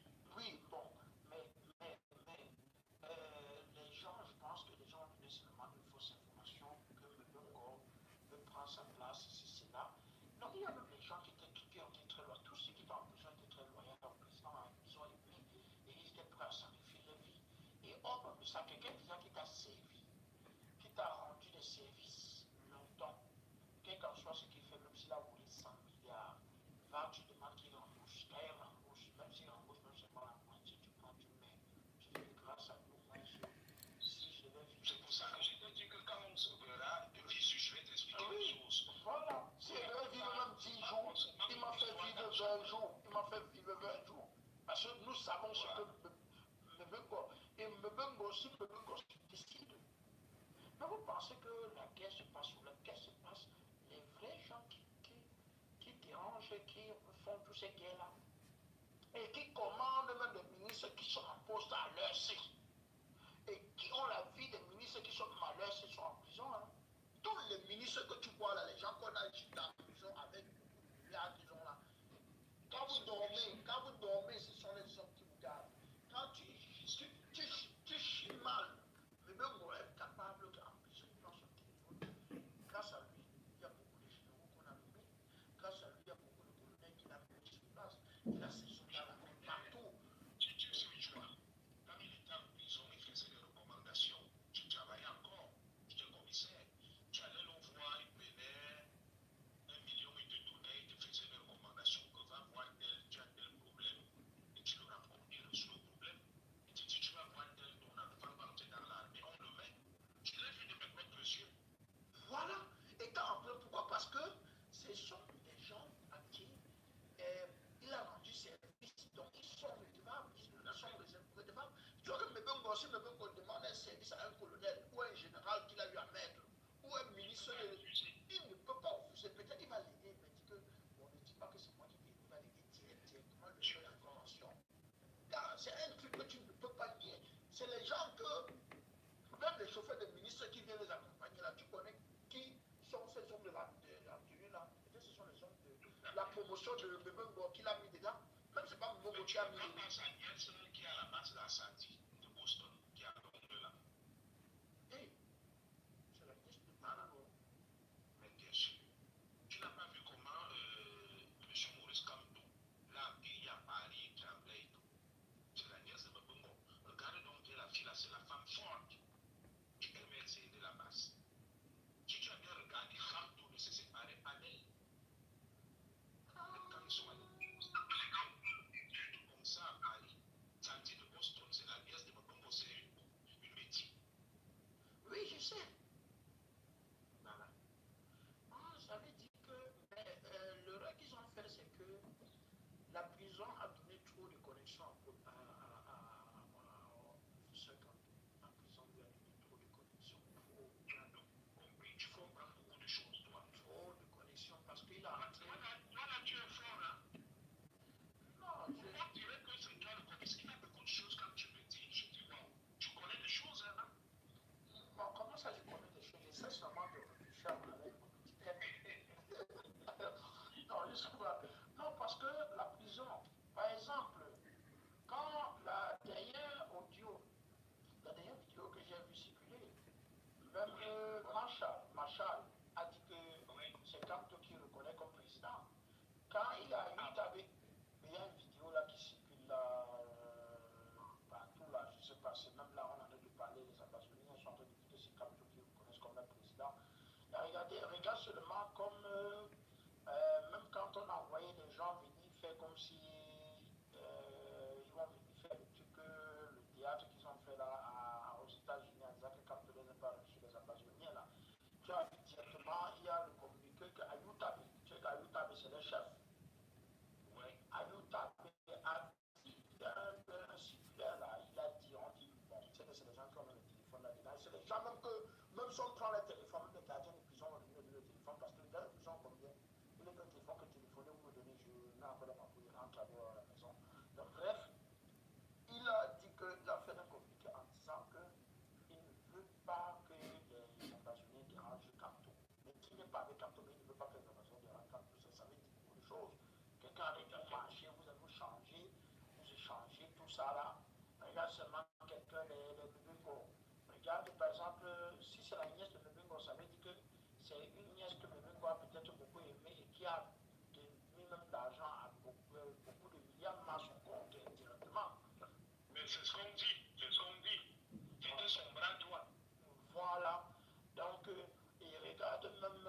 savais pas que le succès de Boston, c'est sa nièce. Ah, C'est la femme forte de là-bas, c'est pour ça qu'elle fait tout ça. oui, je sais que c'est la femme forte. Je sais que c'est la femme forte. C'est elle qui détient l'argent en fait. Non, c'est la femme forte de la base. Ça, il sait que c'est elle qui, de Boston, elle a quitté même pour venir faire la campagne où c'est partout là, en Europe et tout, et rentrer. Ça, je sais. Justement, elle le fait à juste titre. Non, elle le fait parce que le Bengo se sent trahi et ce n'est que normal. Voilà, t'as tout compris. Et il dit donc que, Kanto, tu n'es pas de mon village, mais je vais te rendre, je vais encore t'élever. Toutes les connexions que j'ai eues en Europe, que ce soit ministre européen, que ce soit tel porte, chancelier, d'ici, c'est là, je vais te mettre en contact et je vais te mettre même en possession d'une partie de mon argent pour venger. En récompense, tu me sortir de ce qui s'est passé avec sa femme, le bébé Godroit, qui n'est pas de content. On l'a humilié.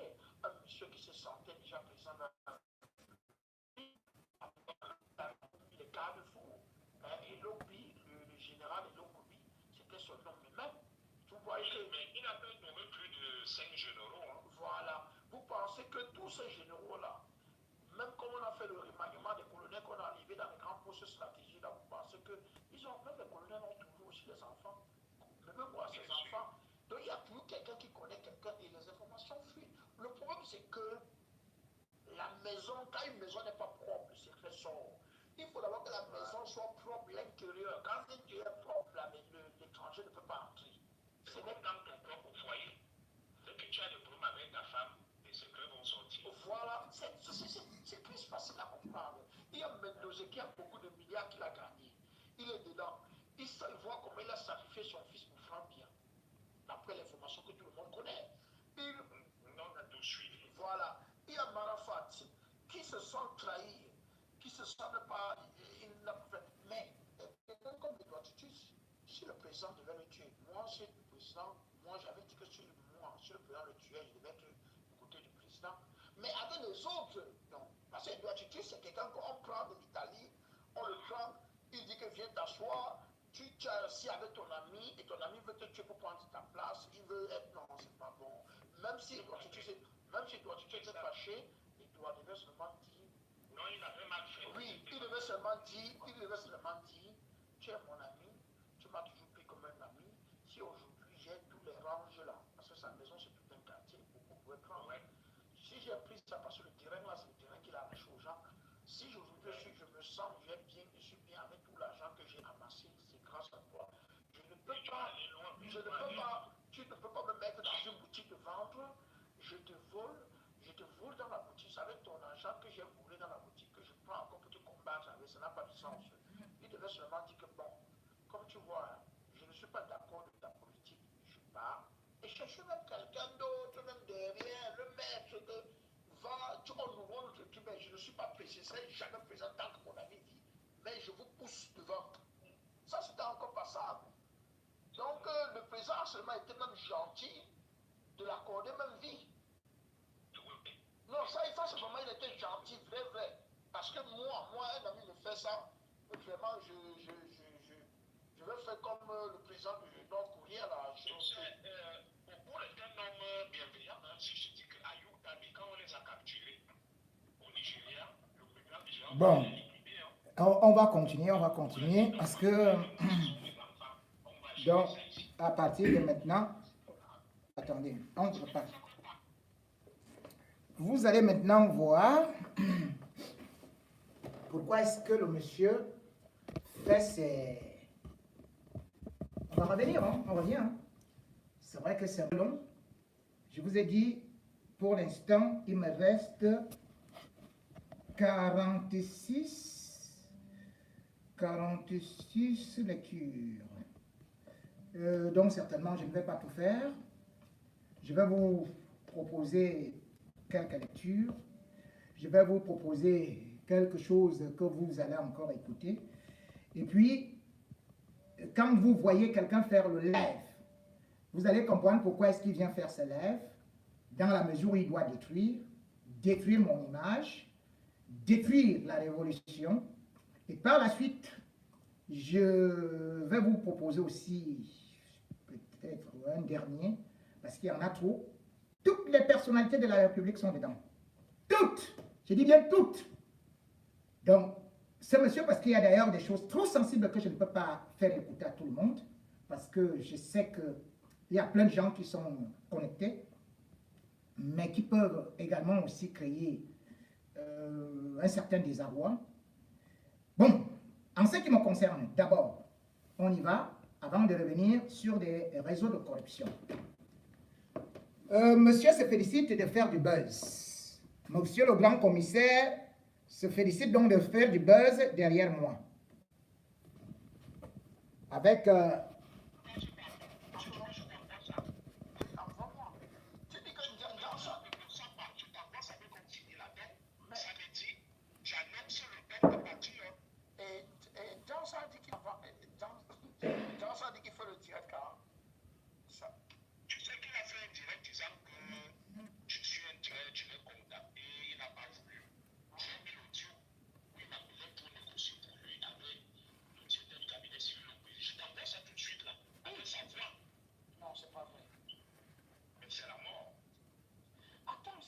que j'ai vu où tu parlais d'un mode qu'on voulait nous donner le truc. On voulait le financer pour la CATV.